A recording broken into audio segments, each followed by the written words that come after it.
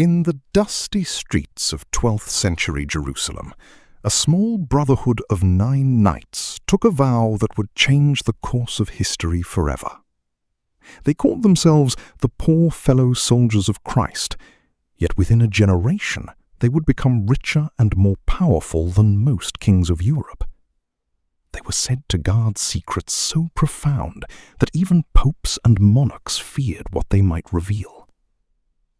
For nearly 2 centuries, they fought, built, and accumulated treasures that have never been fully accounted for, vanishing from the historical record as suddenly and mysteriously as they first appeared. Their story touches the Holy Grail, the Ark of the Covenant, the foundations of modern banking, and one of the most dramatic betrayals the medieval world had ever witnessed. Tonight, we follow the Knights Templar from their humble origins in the Holy Land to the enduring mystery of what they left behind.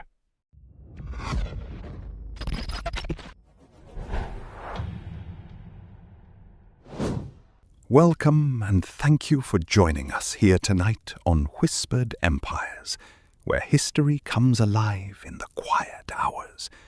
If this is your first time visiting us, we warmly invite you to like this documentary and subscribe so you never miss a journey like the one we are about to begin. We would love to know what time it is where you are right now and where in the world you are watching from. Leave us a message in the comments below. Tonight, we ask one question that historians have debated for centuries. Did the Knights Templar truly vanish from history? Or did they simply take their greatest secrets underground? Settle in, breathe deeply, and let this story carry you gently through one of the most extraordinary chapters of the medieval world. Chapter 1. 9 Knights and a Sacred Vow. The 15th of July, 1099. The walls of Jerusalem fell to the armies of the First Crusade. What followed was not celebration alone, but devastation. A systematic massacre that left the ancient city nearly emptied of its inhabitants.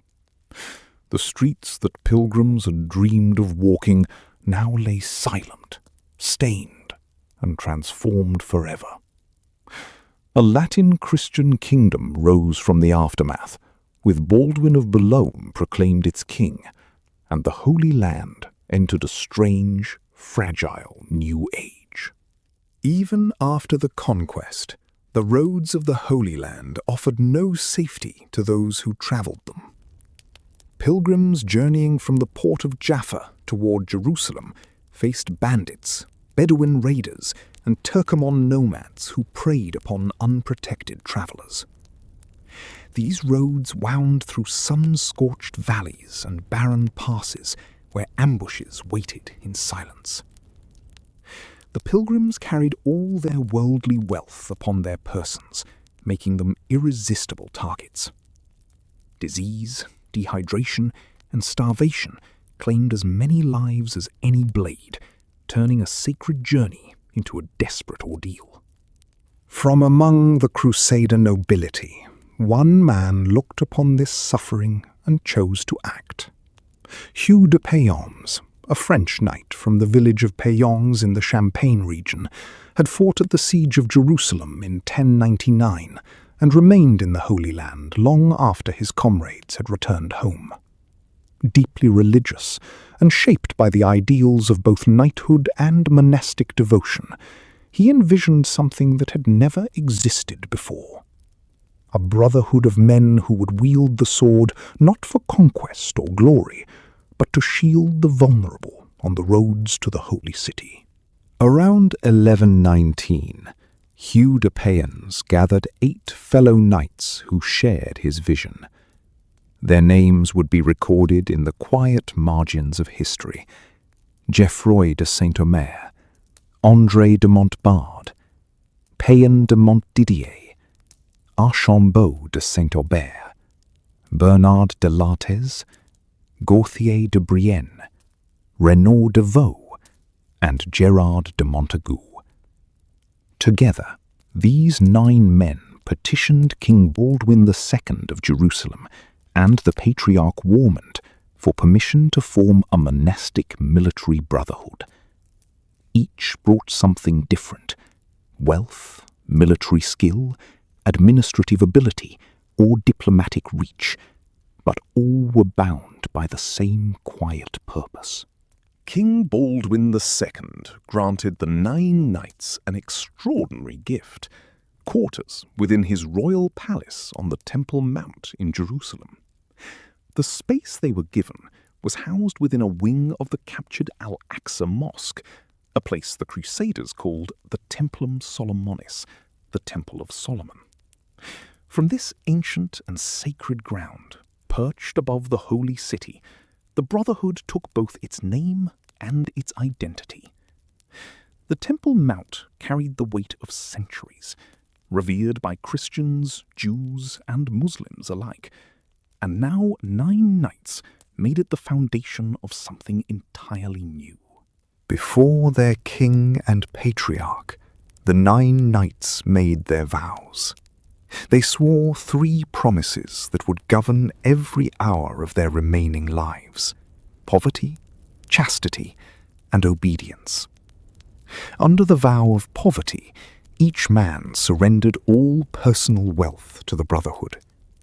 Under chastity, they renounced marriage and family, directing all loyalty toward God and the order itself.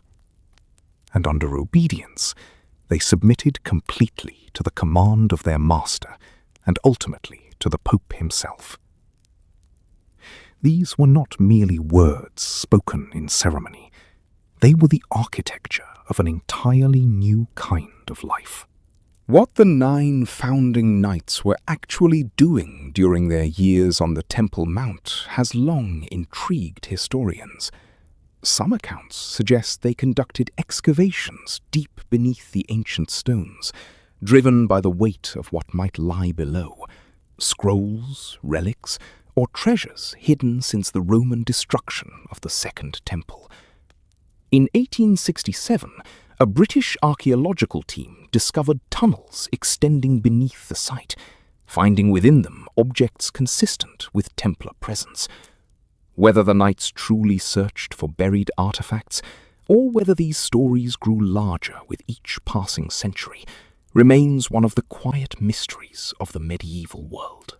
9 years after their founding, Hugh de Payens travelled to Europe seeking something the Brotherhood urgently need: official recognition. In January 1129, a great church council convened at the Cathedral of Troyes in France, presided over by a papal legate and attended by archbishops, bishops, and abbots from across the realm.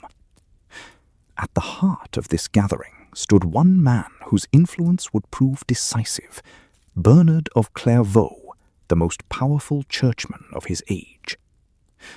Bernard had long championed the Templars' cause, and at Troyes his voice carried the weight that transformed a small brotherhood into an institution recognized by all of Christendom.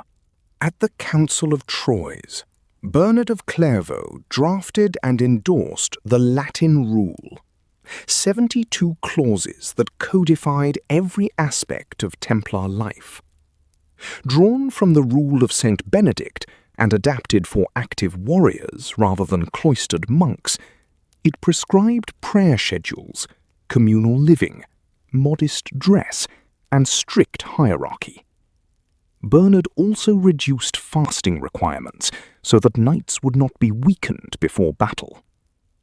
He further provided the theological framework that made a warrior monk not a contradiction, but a sacred calling, presenting armed defense of the Holy Land as a form of service to God, equal in spirit to monastic prayer.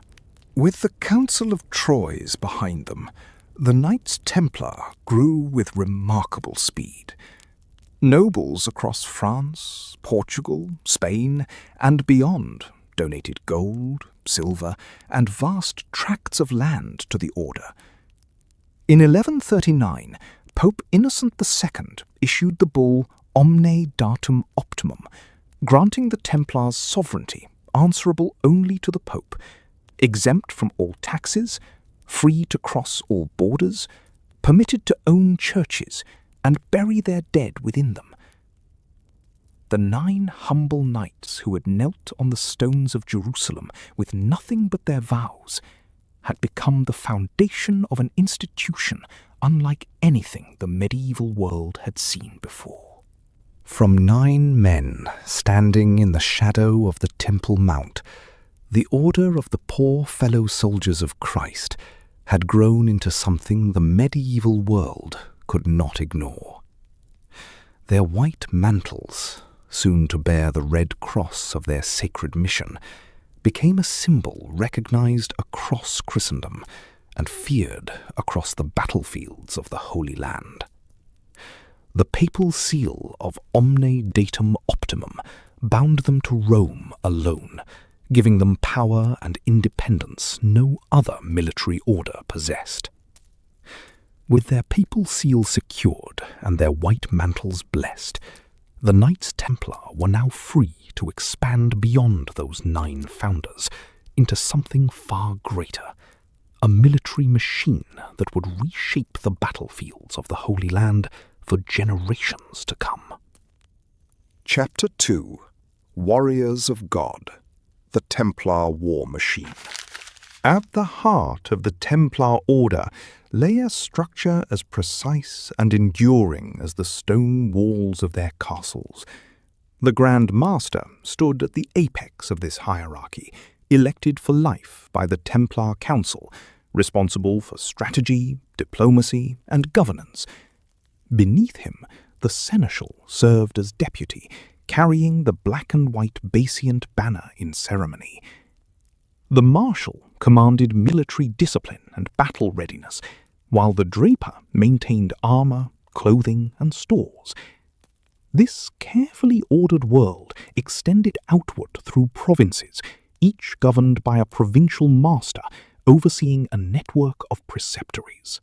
Within each preceptory, 3 distinct ranks shaped the daily life of the order.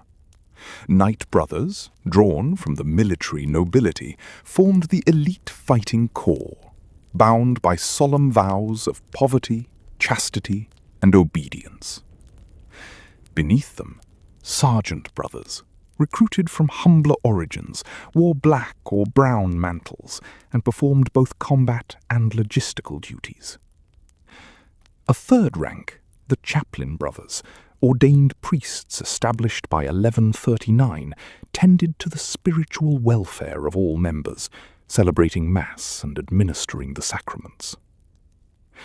The Templars also employed Turcopoles, lightly armed cavalry of mixed heritage, who became a formal rank by the 13th century.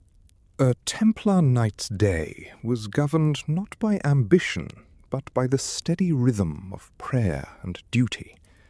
Rising at 4 in the morning for matins, the knight attended services, tended his horses, then returned to rest before the prime service at 6. Meals were consumed in complete silence, as a chaplain read scripture aloud, with meat permitted only 3 times weekly. Canonical hours structured every waking moment. Tierce, sext, nones, vespers, and compline following one after another through the long day. After compline, a modest ration of wine mixed with water was consumed before the final watch, and silence fell until matins began again.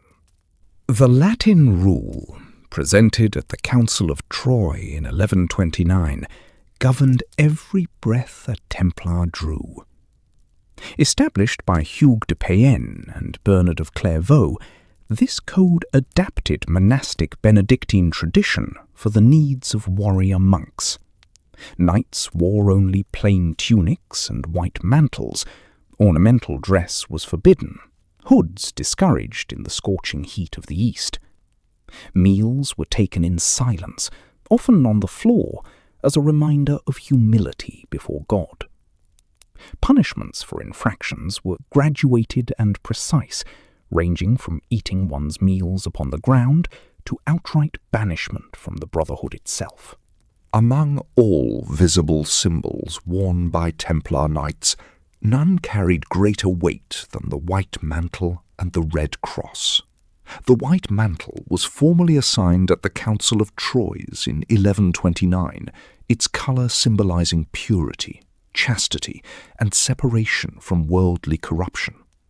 The red cross was added around 1147 at the launch of the Second Crusade, placed over the left breast of both mantle and surcoat. It represented the blood of Christ and the willingness to die as a martyr in his service. Together, these garments communicated to both allies and enemies that the Templars were not mercenaries, they were soldiers of God. On the battlefield, Templar knights carried the weapons of high medieval heavy cavalry, with practiced and deadly expertise. Beneath their surcoats, a full-length hauberk of interlinked iron rings covered the body, complemented by mail chausses protecting the legs. Early conical helmets with nasal guards gave way by the 13th century to all-enclosing great helms, designed to withstand the crushing blows of battle.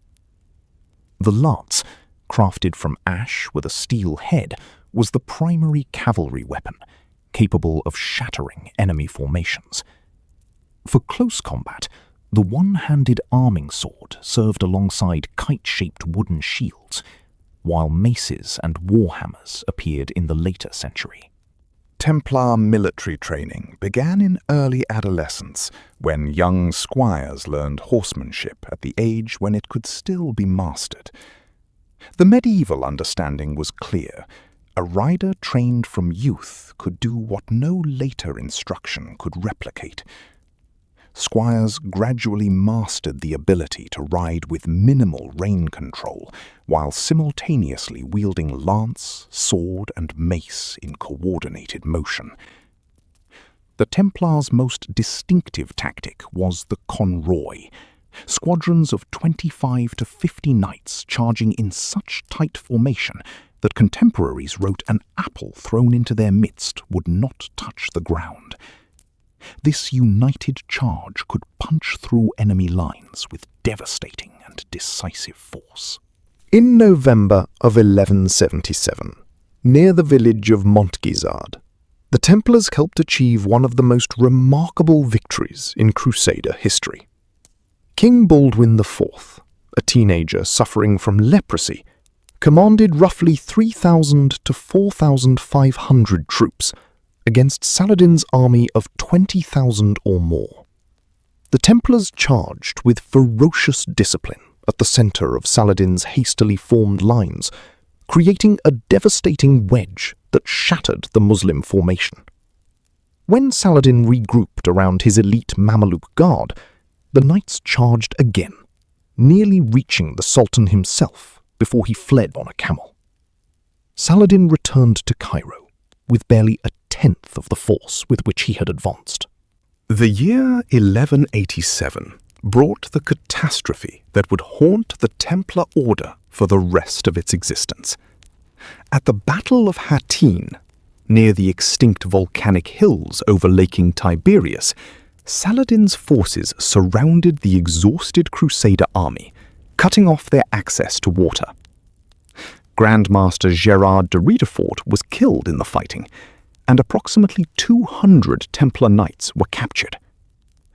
Saladin ordered all captured Templars and Hospitallers executed by decapitation, viewing them as too dangerous to ransom and too committed to ever lay down their cause. Within months, Jerusalem itself fell to Saladin's forces on October 2nd, 1187, ending 88 years of Crusader rule. For nearly 2 centuries, the Templars held their mission together through an extraordinary network of castles across the Holy Land. At the height of their power, the Order controlled more than 1,000 fortified sites, from the fog-touched hills of Scotland to the sun-baked coasts of the Levant. Chateau Pellerin, built from 1218 onward on a coastal promontory north of Athlete, rose 30 meters high, with walls 12 meters thick, capable of sheltering 4,000 troops. Gaza guarded the southern coast, Safed dominated the roads of Galilee, and Bagras commanded the mountain passes of the northern frontier. Each fortress was a thread in a vast defensive web woven across a fragile and embattled world. The fall of Acre in May of 1291 brought the curtain down on the Templar presence in the Holy Land. 10,000 Crusader soldiers perished in the siege, and 60,000 civilians were killed or captured as the Mamluk forces of Sultan al-Ashraf Khalil breached the city's walls. The Order's remaining mainland strongholds fell within weeks, and the central command relocated to Cyprus. One last garrison held the small island of Arwad off the Syrian coast until 1302, when even that flickering flame was extinguished.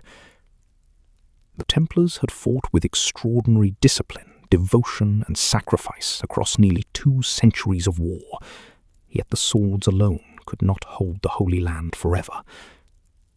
Yet the Templars understood that swords and castles alone could not sustain their mission, and so, with the same discipline they brought to the battlefield, they turned their considerable minds towards building an empire of a very different kind.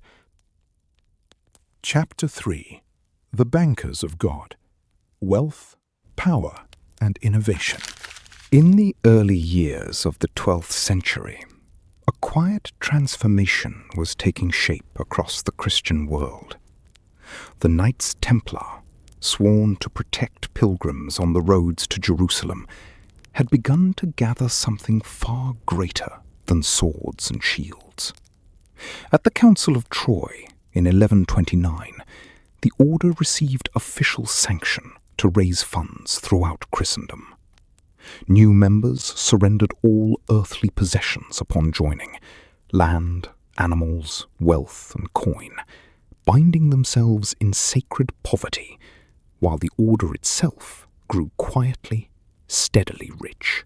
In 1139, Pope Innocent II granted the order one of the most extraordinary privileges in medieval history. Through the papal bull known as Omne Datum Optimum, the Templars were exempted from all local laws, released from the burden of taxation, and permitted to cross freely through every border in Christendom. They answered to no king, no bishop, only to the Pope himself. This single decree transformed a small band of warrior monks into something the medieval world had never quite seen before, an institution operating beyond the reach of ordinary authority. With papal protection in place, donations flooded toward the order from across Europe. Nobles and clergy alike entrusted the Templars with vast estates, fertile farms, sprawling vineyards, and entire lordships. Nearly 1,000 commanderies and fortifications eventually spread from Portugal to Bohemia, from Scotland to the Holy Land. In England alone, the order maintained 40 monastic quarters. At their height, the Templars controlled between 9,000 and 11,000 individual properties, estates, mills, warehouses, and castles, forming a network of wealth that stretched across every corner of the known Christian world. Around the year 1150, the Templars discovered something remarkable: that wealth need not be carried to be moved. A pilgrim departing for Jerusalem could deposit his gold at a Templar preceptory in London or Paris, receive a sealed letter bearing encoded markings only Templar officials could verify, and travel the long road south and east without a coin in his purse. At any Templar house along the route, that letter could be presented and the equivalent funds withdrawn in local currency. It was an elegant solution to a dangerous problem, and it quietly became the world's first international banking system. Each Templar preceptory was more than a place of prayer and garrison. It was a living economic engine. Governed by a senior knight called a preceptor, these establishments collected rents and proceeds from surrounding lands, managed mills and farms, and channeled their surplus income toward Templar forces in the Holy Land. A single preceptory could administer scattered estates across several counties simultaneously. Over time, they evolved into something closer to semi-autonomous financial branches, each rooted in local landscapes, each united by common purpose, quietly weaving together the threads of what would become the medieval world's most sophisticated financial network. The Templars did not merely hold money, they lent it. Kings, popes, and nobles across Europe turned to the order when their treasuries ran thin. To avoid the Church's strict prohibitions on usury, the Templars charged not interest, but fees, adjusted exchange rates, and accepted pledges of land revenue and crown jewels as collateral. King John of England pawned his crown jewels to the temple. Louis VII of France borrowed so heavily to finance his crusade that the order came perilously close to ruin. By approximately 1250, the Templars had become the most prominent international lenders in all of medieval Europe. For nearly a century, the Knights Templar managed the royal treasury of France itself. Under King Philip II, whose reign stretched from 1165 to 1223, Templar officials housed the king's revenues, recorded his taxes, and transferred his funds across Europe through their vast network of commanderies. The results were remarkable. Royal income increased by approximately 120% under Templar administration. Senior Templar brothers served as royal treasurers, drawing on monastic discipline, celibacy, and financial acumen to serve the crown without personal ambition. It was a partnership of extraordinary trust, forged between sacred vows and the practical demands of governing a kingdom. The Paris Temple, known formally as the Maison du Temple, rose on the right bank of the Seine as one of medieval Europe's most formidable structures. Behind its crenellated walls and watchtowers, behind its iron-banded drawbridge, flowed the financial lifeblood of the French kingdom. Kings deposited their crown jewels within its vaults. Nobles, towns, and bishoprics placed their wealth under its protection. The Templars brokered major royal transactions, managed international fund transfers, and provided counsel to monarchs drowning in debt.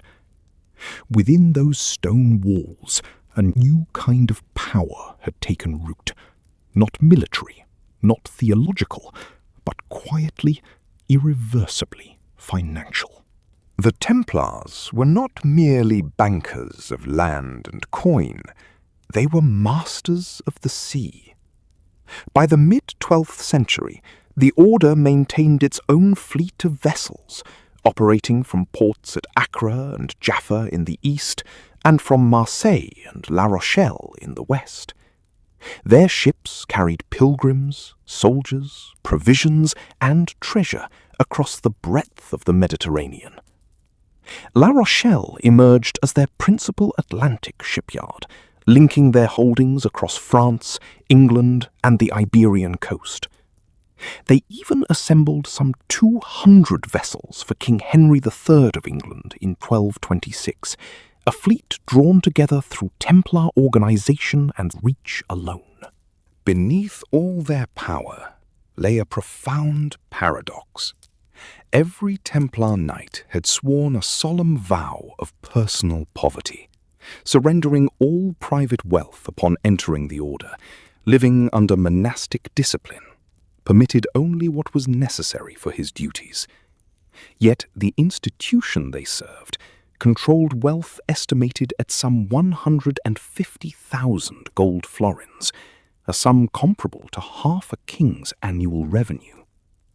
Theologians resolved this tension carefully, arguing that the order held its riches not as owners, but as stewards of God's bounty, directed always toward crusade, charity, and the defense of the faith. Individual poverty and institutional abundance coexisted, separated by vow, united by purpose. The financial innovations the Templars pioneered, letters of credit, international fund transfers, currency exchange, treasury management, did not vanish when the order fell. After King Philip IV of France destroyed the Templars in 1307, their methods passed quietly into the hands of Italian merchant houses and emerging European banks. The Medici, the Fugger family, and later the Bank of Amsterdam, all built upon foundations the Templars had laid. The principles they established, that money could move safely through trusted networks, the documentation enabled secure transactions, became the bedrock of modern banking itself. But beneath the ledgers and land grants, beneath the letters of credit and the vaults of the Paris Temple, there were whispers of a different kind of treasure, one that no balance sheet could contain, and no king could simply demand repayment of. Chapter 4. Secrets Beneath the Stone. Mysteries, Relics, and Hidden Knowledge. Beneath the ancient stones of Jerusalem, where centuries of prayer and silence had settled like dust, the founding Templars quietly disappeared. For 9 long years, beginning around 1119, the 9 original knights vanished from public record. No pilgrim escorts, no battlefield accounts, no documented deeds. Historians have long wondered what occupied those 9 years in the shadows beneath the Temple Mount. Archaeological evidence would later suggest they were digging, slowly, deliberately, deep into the earth beneath Solomon's ancient sanctuary. In 1867, a British archaeological team led by engineer Charles Warren uncovered what lay beneath the Temple Mount. Descending nearly 25 meters below the Al-Aqsa Mosque, their tunnels fanned outward beneath the dome of Solomon's Temple, revealing a vast hidden network of passages. Within those underground corridors, the excavators recovered medieval Templar spurs and fragments of armament, physical traces of men who had once worked in secret far beneath the sacred hill. What they had sought down there remained, as ever, unknown. What the Templars may have been searching for has occupied scholars and dreamers alike for centuries. Some believed they sought treasures hidden by Jewish inhabitants after the Roman destruction of Jerusalem in 70 AD. Others proposed they pursued something far older, the Ark of the Covenant, said to have contained the tablets of the 10 Commandments, lost when Babylon sacked the First Temple in 587 BCE. Ancient Jewish tradition held that King Solomon himself had foreseen disaster and concealed the Ark within a hidden chamber somewhere deep beneath the Temple Mount. The Holy Grail, too, drifted into the shadows surrounding the Templars. Its legend was born not from history, but from literature. The French poet Chrétien de Troyes wove the first tale of a mysterious sacred vessel around 1180, and later writers transformed it into the chalice of the Last Supper. The link between the Templars and the Grail appeared first in German romance, where Wolfram von Eschenbach called the Grail's guardians Templeisen, a name drawn unmistakably from the real order. Fiction and history had begun their long, slow intertwining. Beyond the Grail, the Templars were rumoured to guard many sacred relics, fragments of the True Cross, the head of St. John the Baptist, and sacred scrolls from Solomon's ancient library. Relics were not merely curiosities in medieval Christian life. They were living spiritual conduits, believed to carry divine power that could heal the sick, protect armies in battle, and intercede with God on behalf of the living. The Second Council of Nicaea in 787 AD had even decreed that every church must display a relic, transforming these sacred objects into essential foundations of Christian worship across all of Christendom.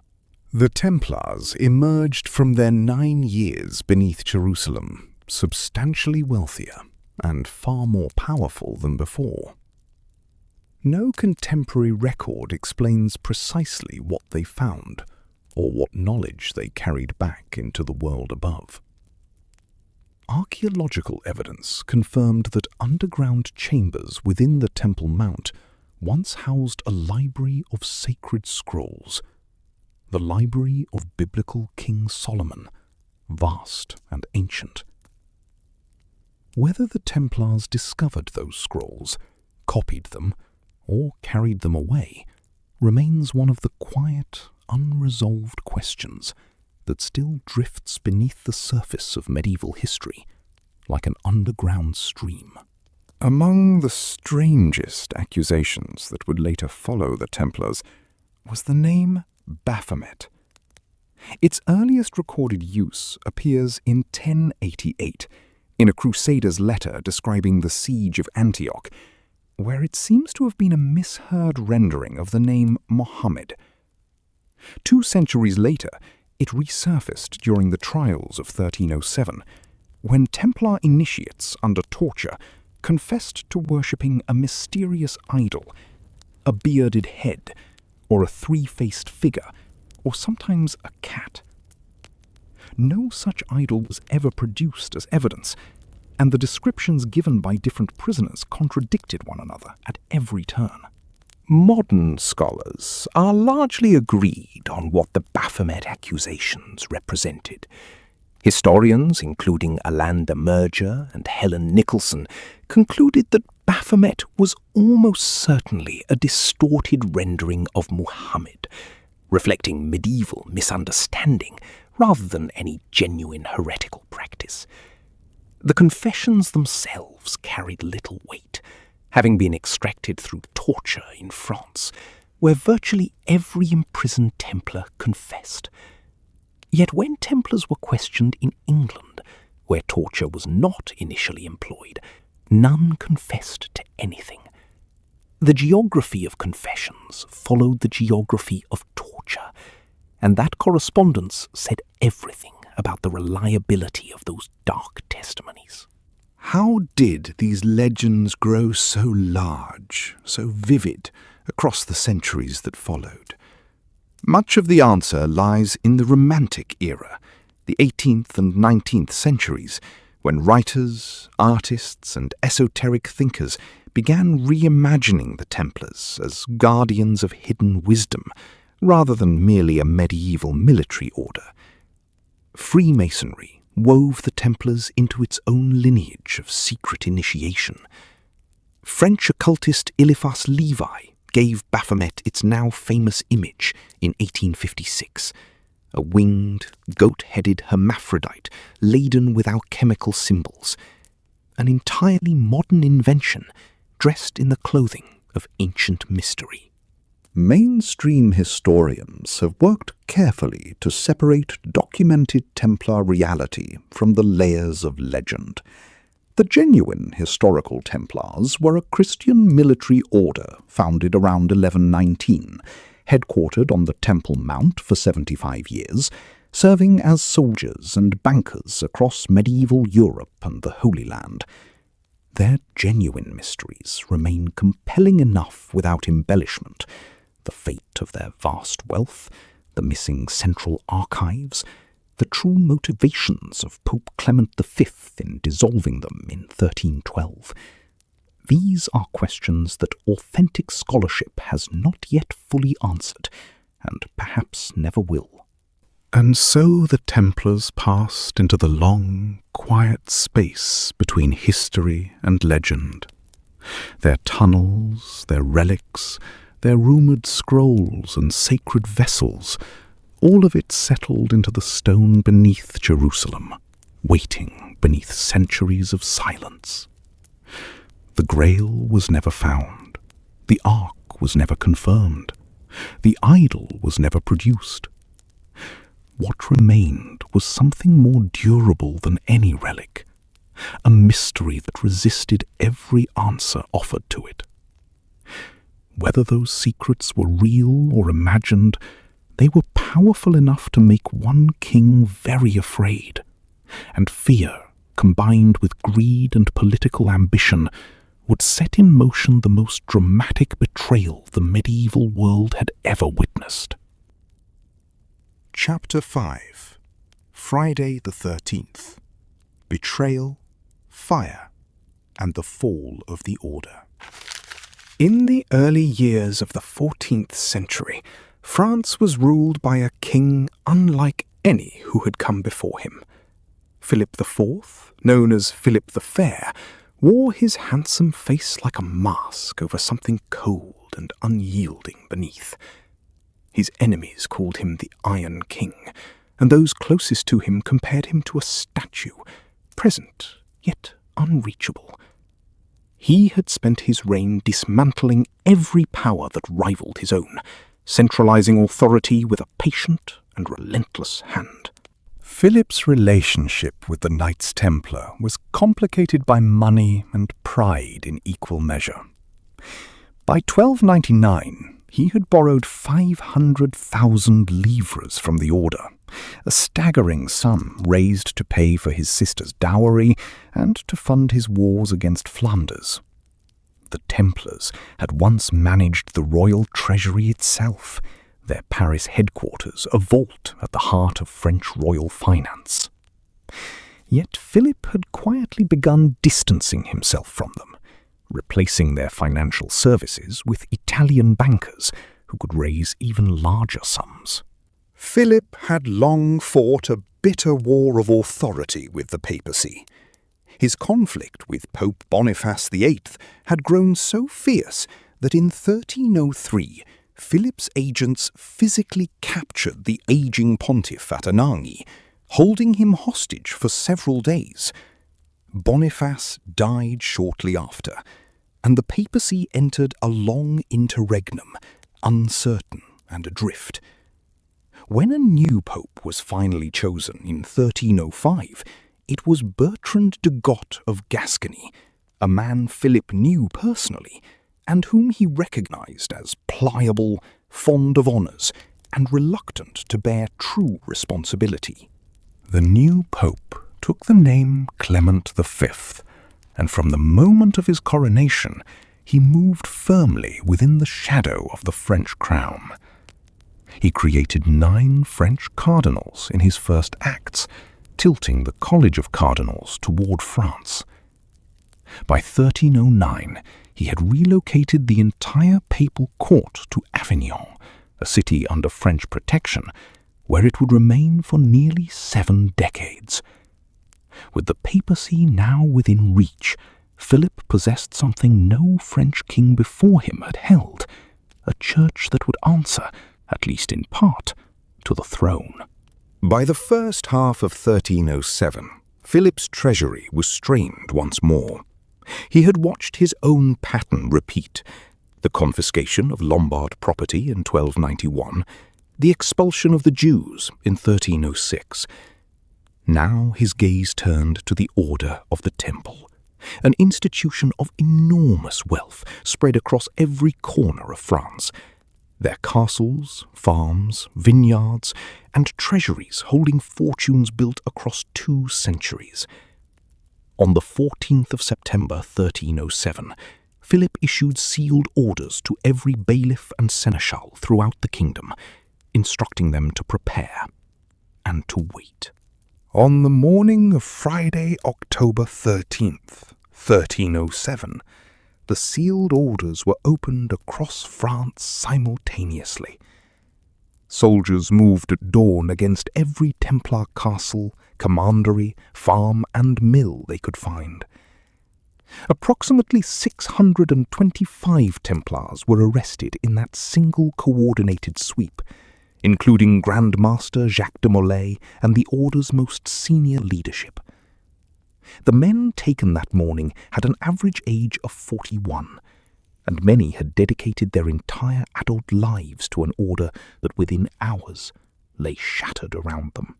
The charges brought against the Templars were grave and numerous.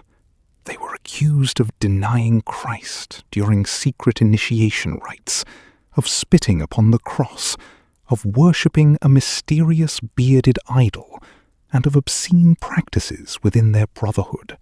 Historians have since recognized these accusations as almost entirely without foundation, deliberately shaped to stoke contemporary fears of heresy and to mobilize public opinion against the order.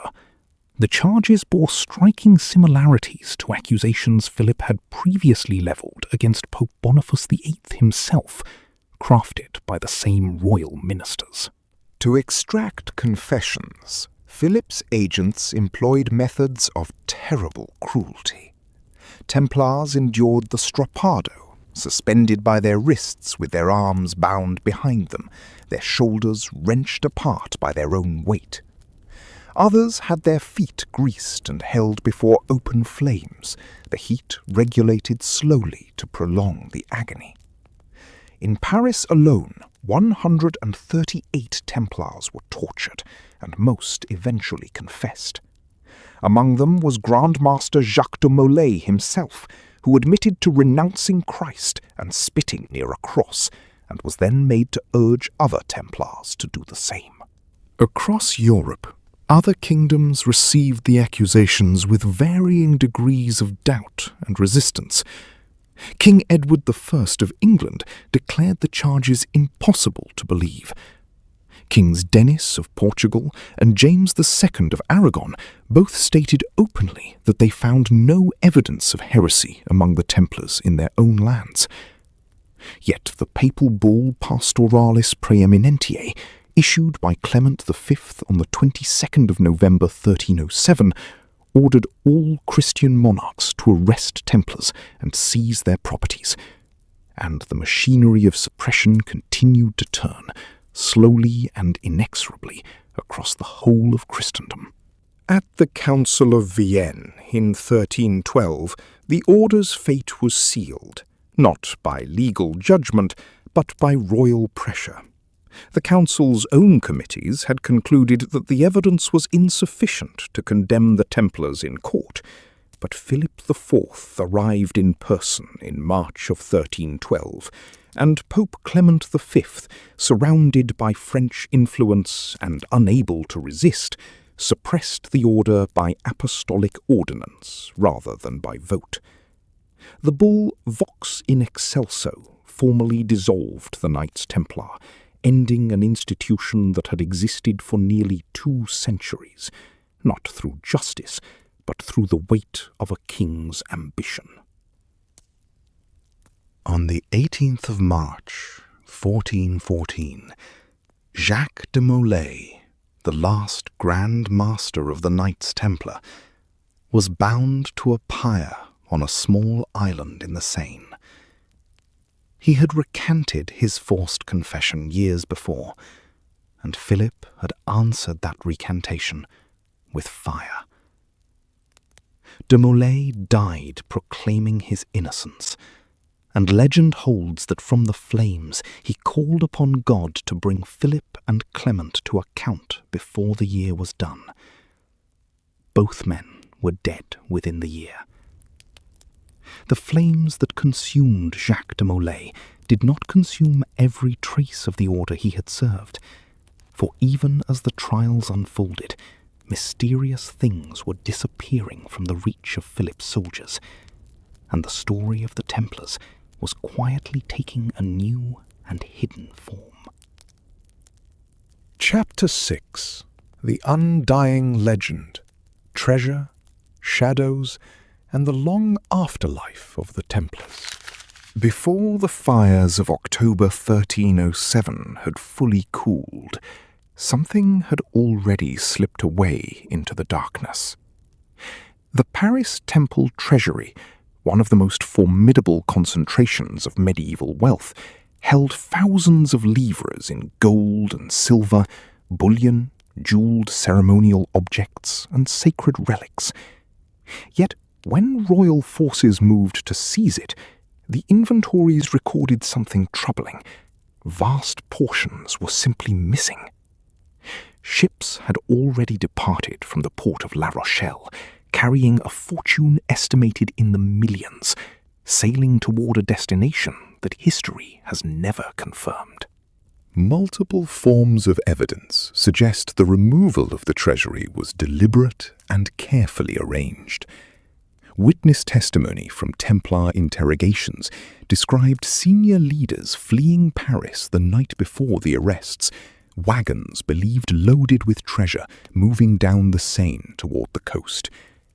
Historical records confirm that Templar ships were in port at La Rochelle on the very eve of the suppression, and then they were gone.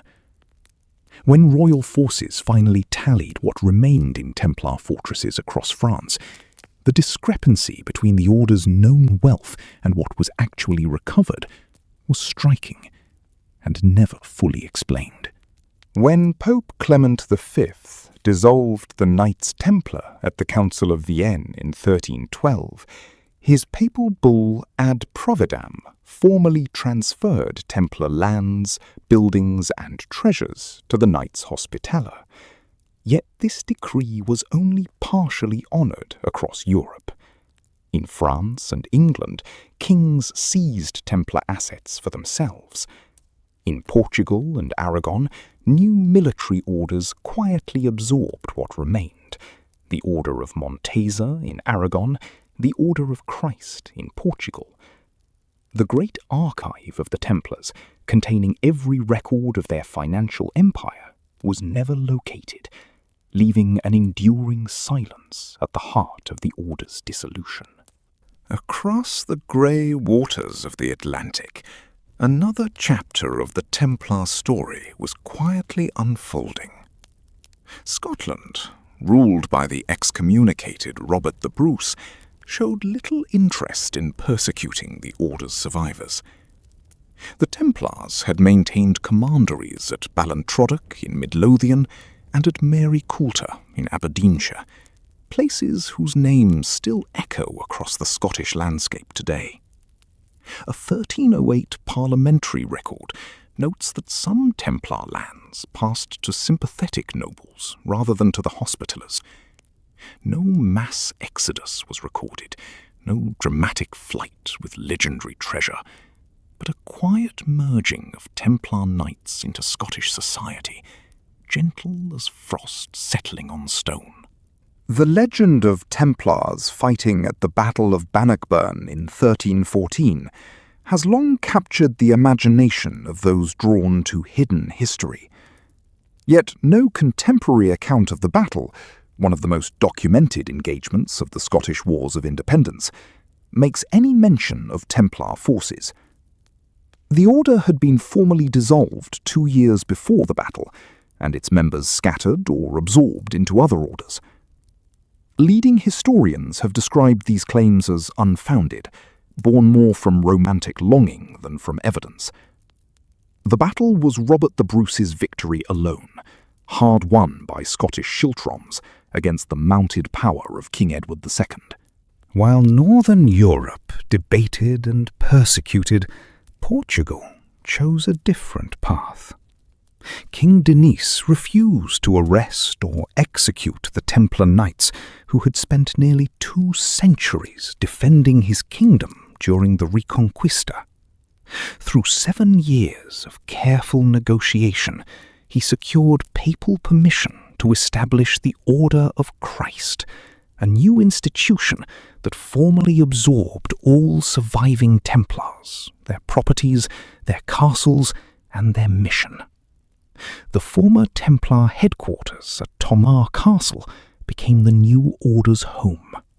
Former knights retained their roles, their lands, and even signed their names as Quondam Miles Templi, once a knight of the Temple, carrying their identity quietly into a changed world.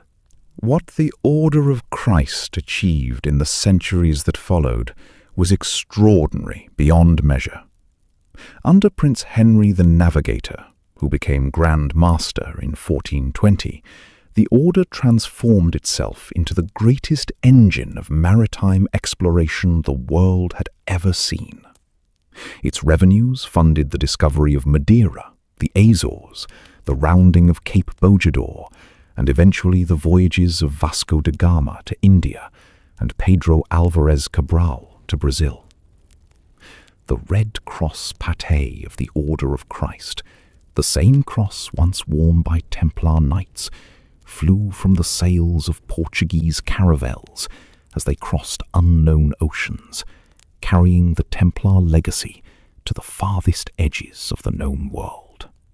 In the soft hills of Midlothian, Scotland, a chapel was built that would one day become one of the most debated stone structures in the world. Roslin Chapel was founded by William Sinclair in 1446, more than a century after the Templars had ceased to exist. Its walls are covered in extraordinary carvings, green men, star patterns, and spiralling plant motifs. Among them, 2 carvings reproduce the famous Templar seal of 2 riders sharing one horse. Whether these images represent genuine Templar connection or simply the rich symbolic vocabulary of 15th century ecclesiastical art, remains a question that historians and dreamers have answered very differently across the centuries. Medieval historians are clear on this point. Roslin Chapel was built by a family that had testified against the Templars during their 1309 Edinburgh trial. William Sinclair built it for an entirely conventional medieval purpose, so that Mass might be said perpetuity for the souls of his deceased family members. The theories linking the chapel to buried Holy Grail treasures, the Ark of the Covenant, and Templar secrets grew largely from 2 modern books, the 1982 publication of The Holy Blood and the Holy Grail, and Dan Brown's 2003 novel, The Da Vinci Code. The chapel's true, documented wonders, its stonework, its windows, its Sinclair family crypt, are remarkable enough without the weight of legends history cannot support. The connection between Templars and Freemasonry, so firmly embedded in popular imagination, has a specific and traceable origin. In 1737, a Scottish Jacobite named Chevalier Ramsay delivered an oration claiming that European Freemasonry descended from Crusader Masons and the Knights Hospitaller. His claim appeared in the Bern manuscript of 1740 and eventually shaped the Knights Templar degree within the Masonic tradition. Yet historians are unequivocal. No documented lineage connects the medieval Templars to modern Freemasonry. The Encyclopedia of Freemasonry itself, published in 1914, explicitly rejected this theory as wholly untenable. The connection exists in ceremony and symbol, born from romantic longing rather than recoverable historical truth. Modern scholarship has brought the Templars into clearer light than any previous century managed. The Chinon parchment, hidden for 700 years in the Vatican archives, revealed that Pope Clement V had initially absolved the order of heresy, acting only under intense political pressure from King Philip IV. Excavations at sites from Poland to London have uncovered Templar chapels, tunnel systems, burial chambers, and seal matrices, each fragment adding texture to a story long told only in shadow. Yet the greatest questions remain open. The missing archive, the La Rochelle fleet, the full accounting of the Order's hidden wealth. And so, the story of the Knights Templar does not end with fire or silence. It continues, as all great mysteries do, in the patient questions of those who refuse to stop looking, and in the quiet certainty that somewhere, somehow, the past has not yet given up all of its secrets.